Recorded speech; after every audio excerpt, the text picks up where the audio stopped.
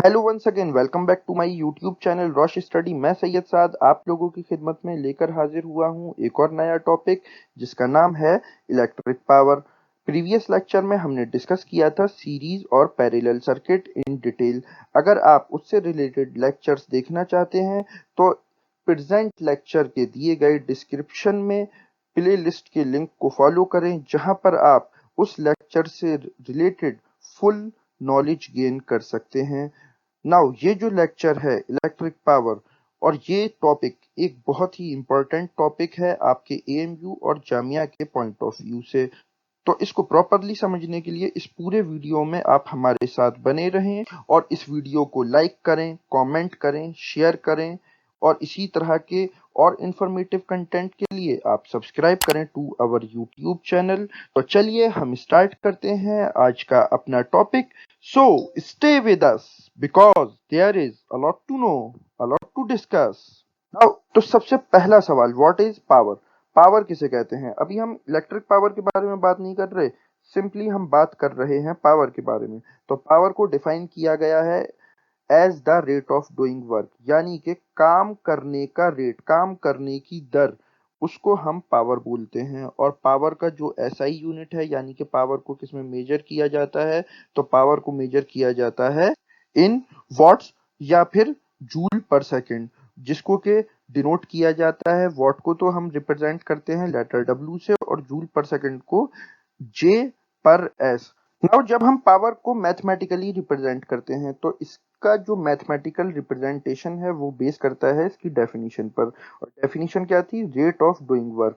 तो उसी को हमने सिंपली एक इक्वेशन की फॉर्म में लिख दिया, P is equal to W by T cos theta, जहां पर P क्या है? पावर, W क्या है? वर्क डन, और T क्या है? टाइम टेकिंग, और कॉस थीटा क्या है?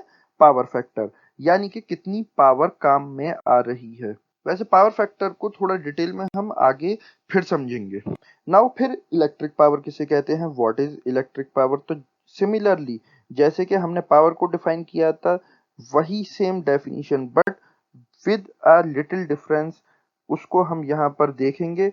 और डेफिनेशन क्या है? It is defined as the rate of doing work by an electric circuit.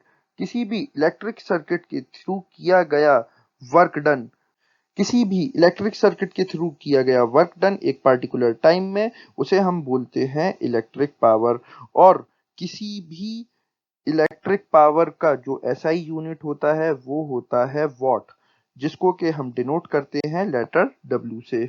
तो जब हम इलेक्ट्रिक पावर की बात करते हैं तो इलेक्ट्रिक पावर का फॉर्मूला क्या है? तो जैसा कि प्रीवियस स्लाइड पे हमने देखा था, मैथमेटिकली जो पावर का फॉर्मूला होता है वो होता है P is equal to W T cos theta, यानी कि वर्क डन अपॉन टाइम। तो यहाँ पर जो इलेक्ट्रिकल वर्क डन बराबर होता है वो होता है वोल्टेज इनटू चार्ज के, यानी कि W is equal to V Q. तो यहाँ पर हम W को रिप्लेस कर देते हैं वी क्यू से।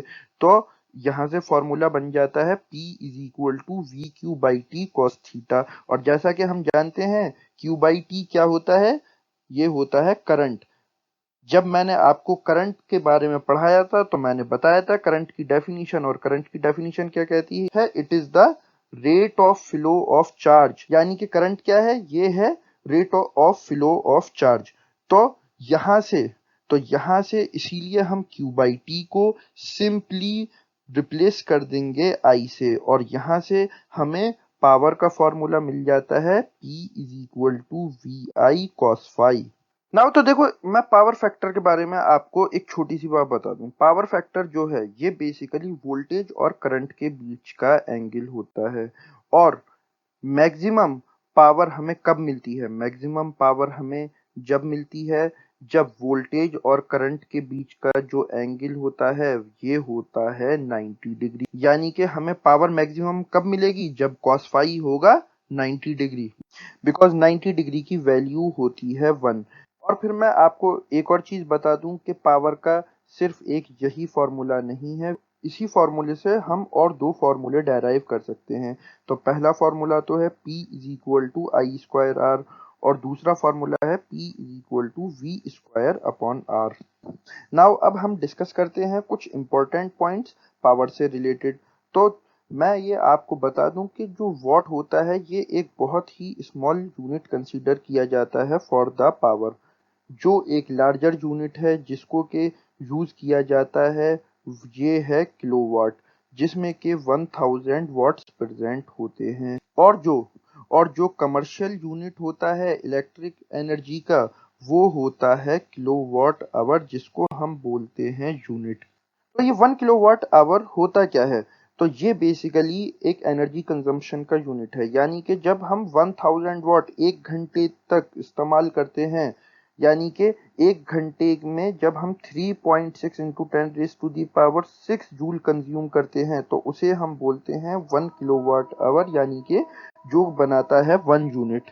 तो ये था इस पूरे टॉपिक का एनालिसिस। मैं उम्मीद करता हूँ कि ये आपको टॉपिक अच्छे से समझ में आ गया होगा। अगर ये लेक्चर आपको अच्छा लगा हो तो इसको लाइक करें, शेयर करें, कमेंट करें और इसी तरह के इंफॉर्मेटिव कंटेंट के लिए सब्सक्राइब करें टू अवर यूट्यूब चैनल।